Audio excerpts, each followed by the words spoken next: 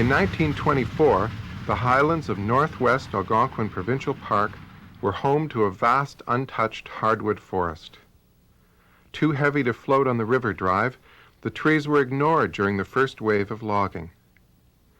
Around this time, the Fasset Lumber Co, one of the first to log hardwoods by railroad in eastern Canada, was looking for new forests to exploit.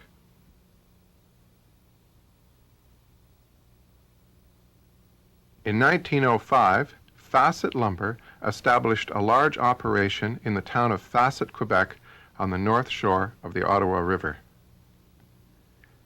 They shipped lumber from their headquarters by Canadian Pacific Railroad and down the Ottawa River by barge. Their Salmon River and Northern Railroad allowed them to penetrate deeply into the Laurentians. But by 1924, they had depleted their limits. Fasset, Quebec was a thriving town of 1,500 people when the company decided to relocate.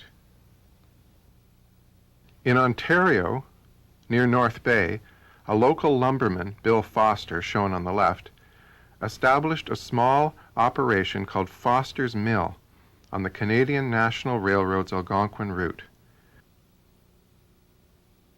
The Fasset Lumber Corporation, now under the leadership of Vice President and Managing Director Sidney J. Staniforth, purchased the site and called it Foss Mill.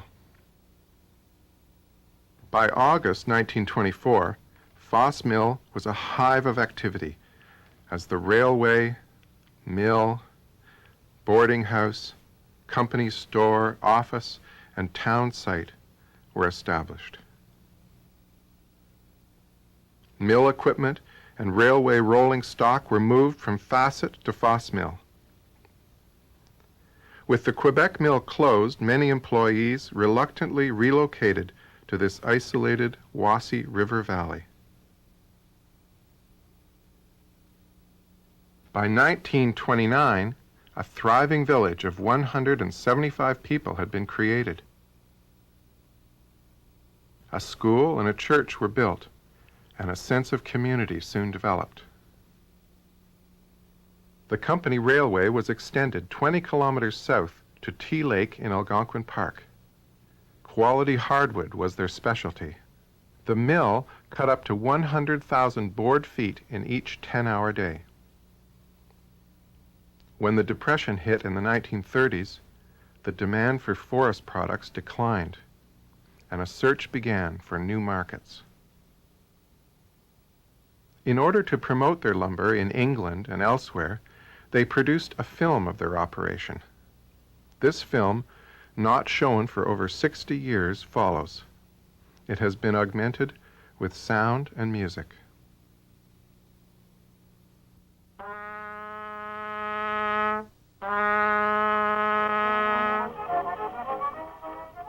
The lumberjack's day began with a call to a hearty breakfast in the cookery.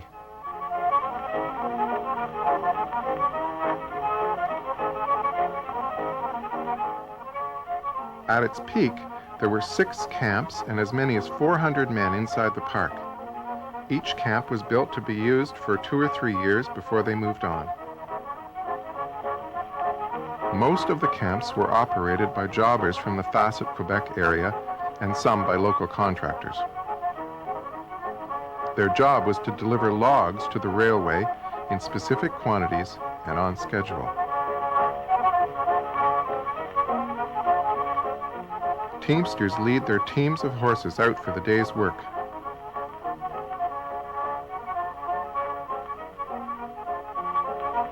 Often as many as 200 horses were needed. Teams were hired locally where possible, but additional horses were brought in by carload from Western Canada.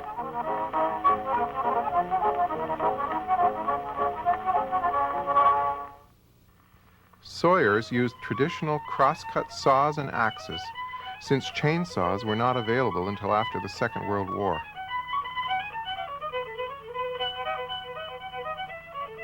The head sawyer selects a beautiful yellow birch, taps it to make sure it is solid, establishes the direction of fall, and undercuts it to make it fall in that direction.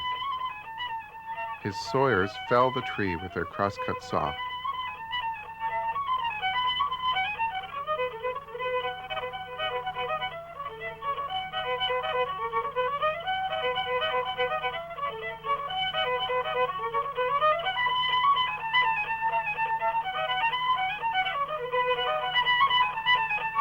As the sawyers work, teams of trail cutters slash bush in the work area, trim fallen trees, and cut trails to the local skidway.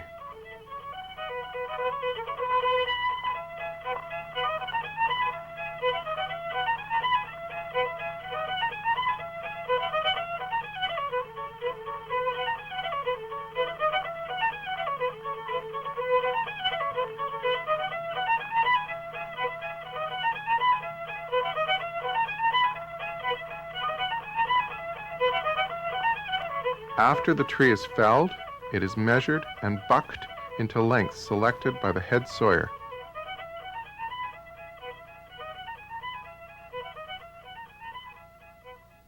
The teamster hooks tongs onto the log and pulls it to the skidway.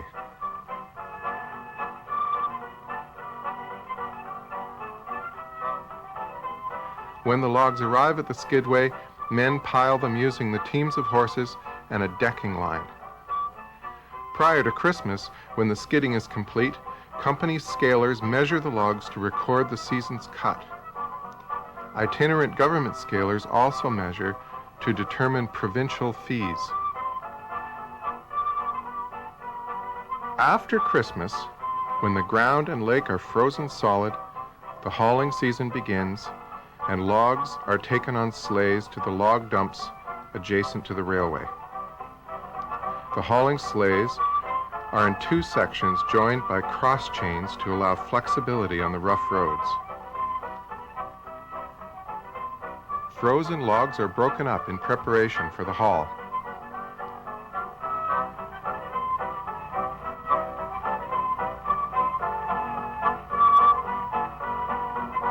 A decking line or chain and horsepower are used to load the sleighs. The logs are rolled up skids onto the sleigh with the assistance of two men with peavies.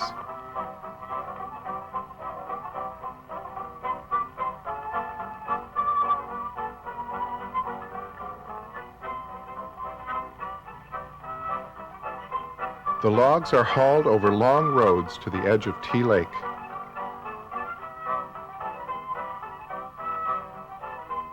The man with the shovel is a chickadee who maintains the roads by filling holes and removing debris.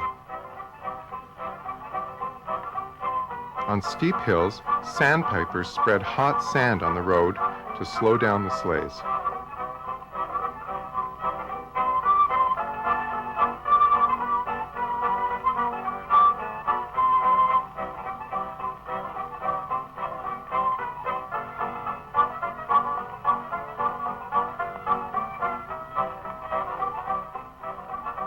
The loads are brought down one at a time to the lake, where they are joined together for the long haul across the lake to the railroad.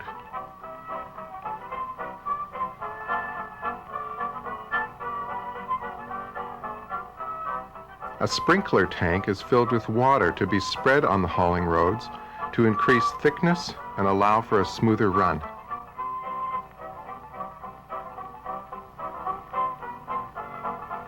Horses strain to help start the load, which is pulled by a truck.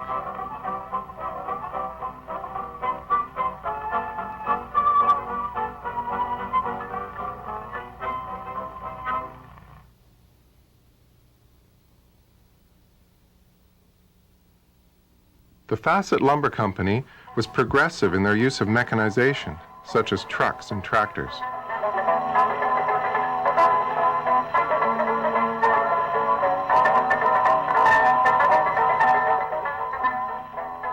The company owned 4 cell-track tractors, which could haul significantly larger loads than teams of horses or trucks.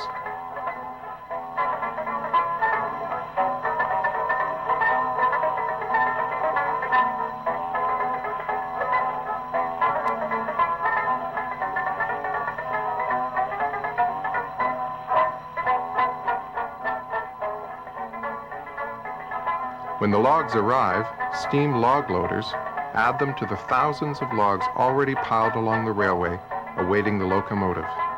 Softwood and hardwood are placed in separate piles, sometimes extending 2 miles along the railway.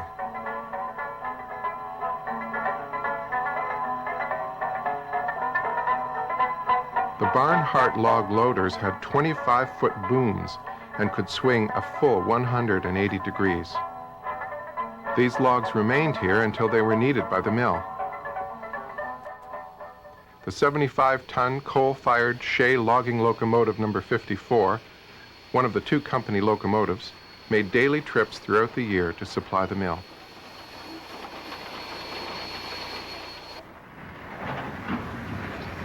The loaders passed from car to car on steel rails permanently fastened to the top of the cars.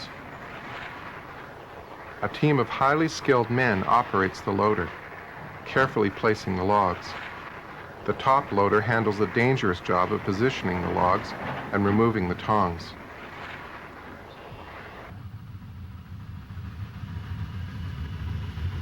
Grades along the 20-kilometer railway forced the train crew to separate the cars, taking 2 or 3 at a time to sidings at the top of hills along the way.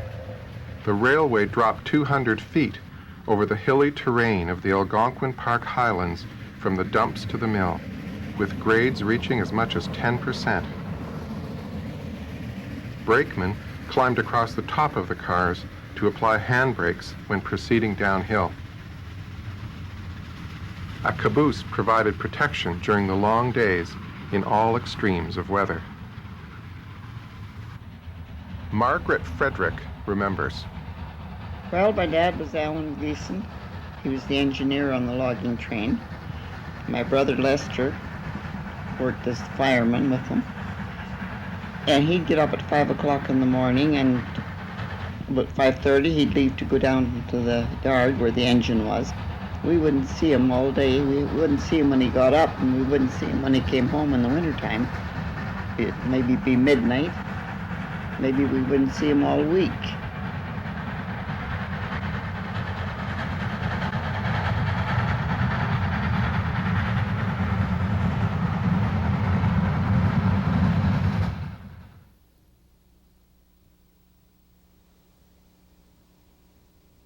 As the train crews work in the bush, the mill workers cut the previous day's supply. Often, the train did not arrive back in Foss Mill until the end of the day. Peggy Brushy remembers. About 5:30 on a cold, crisp winter evening, with a big load of logs, sparks flying, smoke white in the air, and we children would stand there fascinated as that big black engine did its work.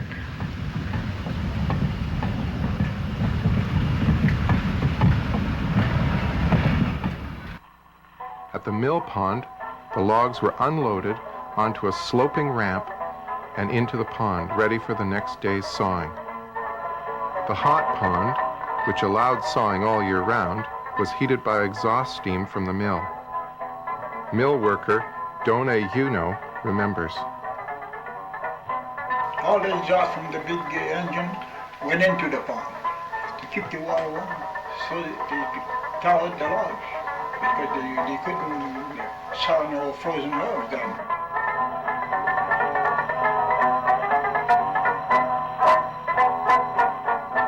Logs were hooked and drawn up the jack ladder by an endless flat link chain onto a log deck in preparation for sawing.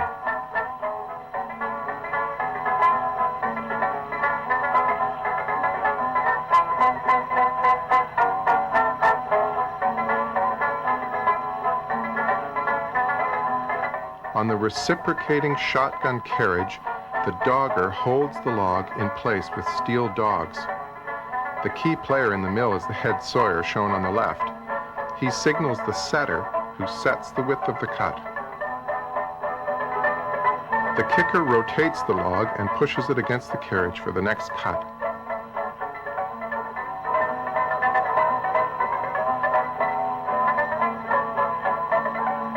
The 10-inch bandsaw blade cuts only on the forward stroke of the carriage. This allows the sawyer to select for higher grade cuts.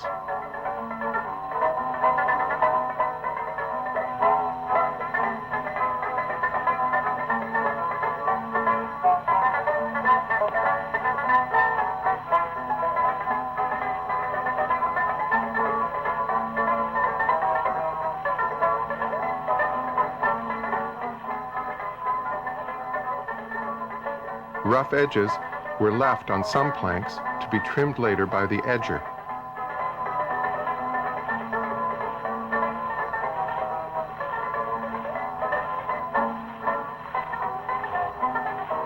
Above the main sawing area is the saw filer's loft, where saw blades are sharpened daily, or more often if required.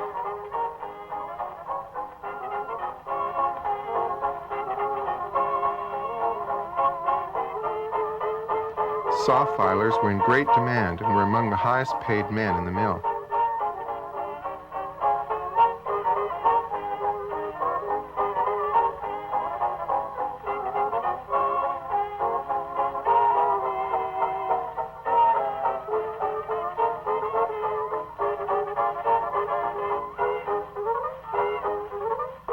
To fill custom orders, some stock was recut to specific sizes on the resaw bandsaw.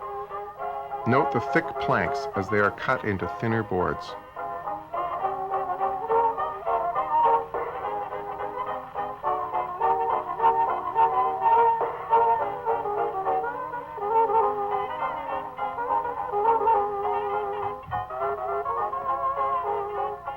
Boards with rough edges were sorted and passed through the edger to get the maximum width out of each.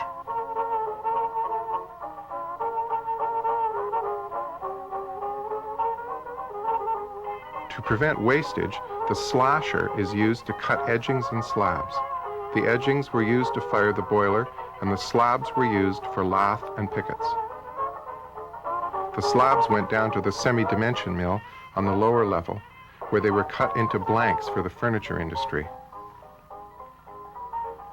Now making chairs and tables and all that. We cut it to size and length, you see. And then if the ship may be in the States,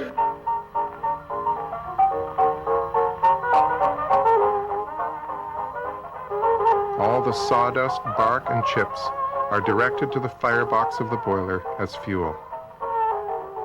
The stationary engineer oils the 14-foot steam-driven flywheel, which drives the mill's equipment. The trimmer men cut the rough ends off each board and cut them to standard lengths.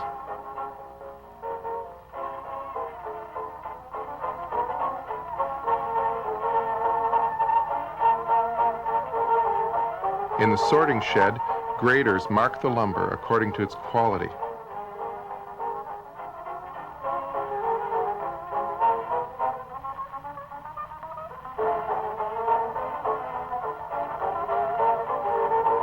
Sorters place the lumber on trams according to grade, dimension, and type.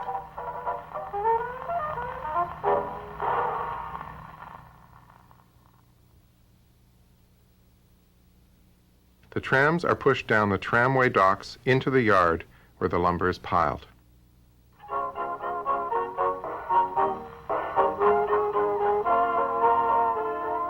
The 20-foot high tramways were slightly inclined to assist the men in pushing the lumber on the long run to the appropriate piles.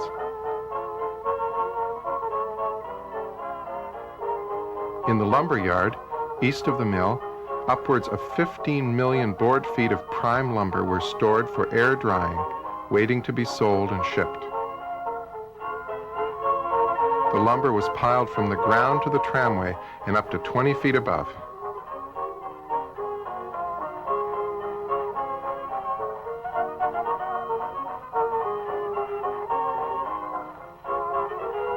In September 1931, the first serious blow to Foss Mill's existence came.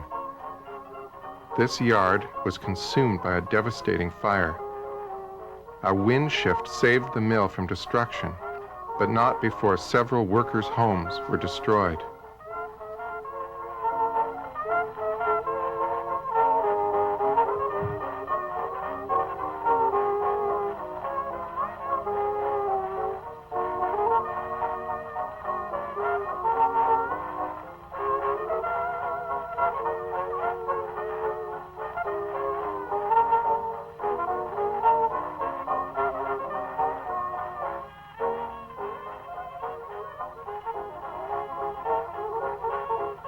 The skilled pilers carefully stacked and spaced the lumber so that it would dry evenly, straight, and without warping. Lumber was back-piled 2 deep using rollers. Pilers wore protective heavy leather aprons and gloves. A salesman selects lumber for an order.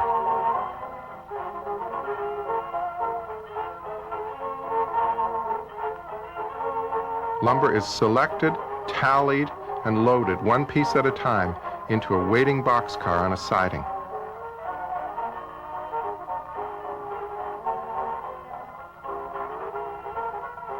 From here, the boxcar is moved by locomotive number 51 to the company siding on the CNR to be picked up by a freight train.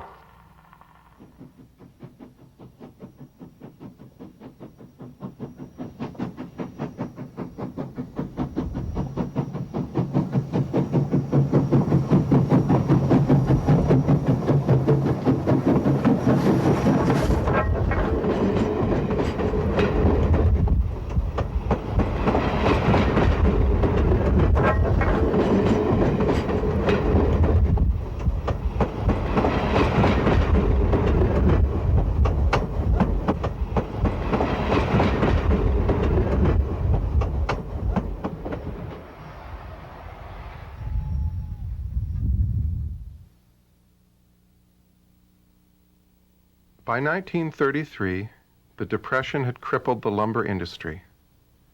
The Fasset Lumber Company was the only company operating in the park. In early June 1934, a CNR train wreck in Foss Mill, killing a transient rider, was a foreboding of more trouble to come. Later that year, on Sunday afternoon, August 26th, the mill burned to the ground, dealing the death blow to Foss Mill. Engine number 51 and a steam loader were lost when the engine house burned. Sidney Staniforth fought to rebuild the mill, but the company's financial backers refused. In 1936, Mr. Staniforth established the Staniforth Lumber Company, purchasing J.R. Booth's limits at Kiosk in Algonquin Park, 20 kilometers east of Foss Mill. Soon a mill was built and logs were being cut again. Trucks were now employed to haul the logs, so a company railway was no longer needed. While a community developed at Kiosk, Foss Mill continued to be home to many of the workers' families until the mid-1940s. In 1973, after 37 years of successful operation, the Kiosk Mill was destroyed in a tragic fire.